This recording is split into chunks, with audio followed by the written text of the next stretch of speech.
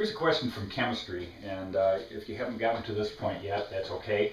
You're probably familiar with the chemical symbols for sodium, sulfur, and oxygen. And this is called determining the empirical formula, or the simplest formula for a substance where somebody has figured out that there's a 32% of it by weight is sodium, 22% of the sample by weight is sulfur, and 44.99% of the sample by weight is composed of oxygen. What we're going to do is, in order to compare these, since they all have different atomic weights, is we have to figure out the number of moles relative to one another. The key here is just assuming that you had 100 grams of this substance. And if you had 100 grams and 32.38% of that sample were sodium, you would have 32.38 grams of sodium. So we're going to figure out how many moles of each one of these substances, or each one of these elements, we have. So we're going to take, for sodium, we are going to divide 32.38 grams by approximately 16 grams per mole.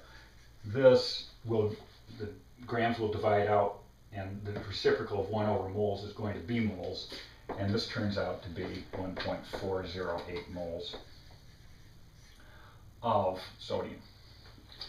When we work with sulfur, what we're going to do, I should have put this here, sodium, sulfur, we have 22.65 because we assumed that we had 100 grams of the substance.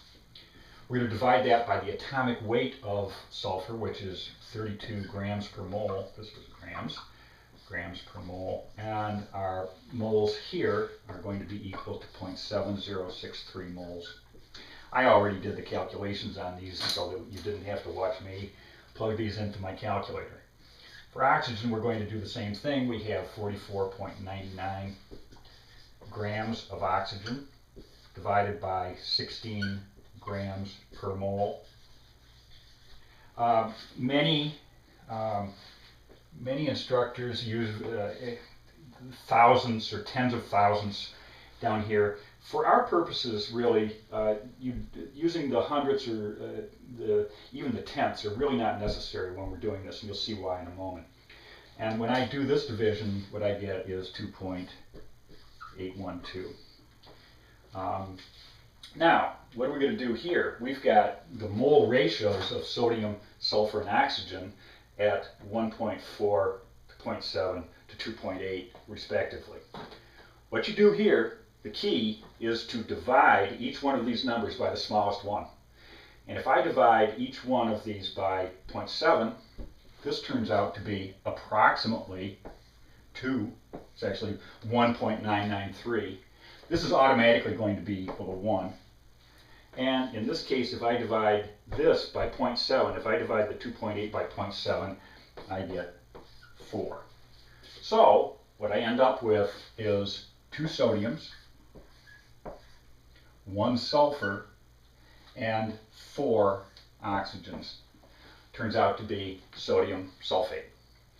And what could happen is, if you have, this is going to be the empirical formula, or the simplest formula. It doesn't necessarily have to be a particular substance that exists in nature, but it's the simplest ratio of 2 to 1 to 4.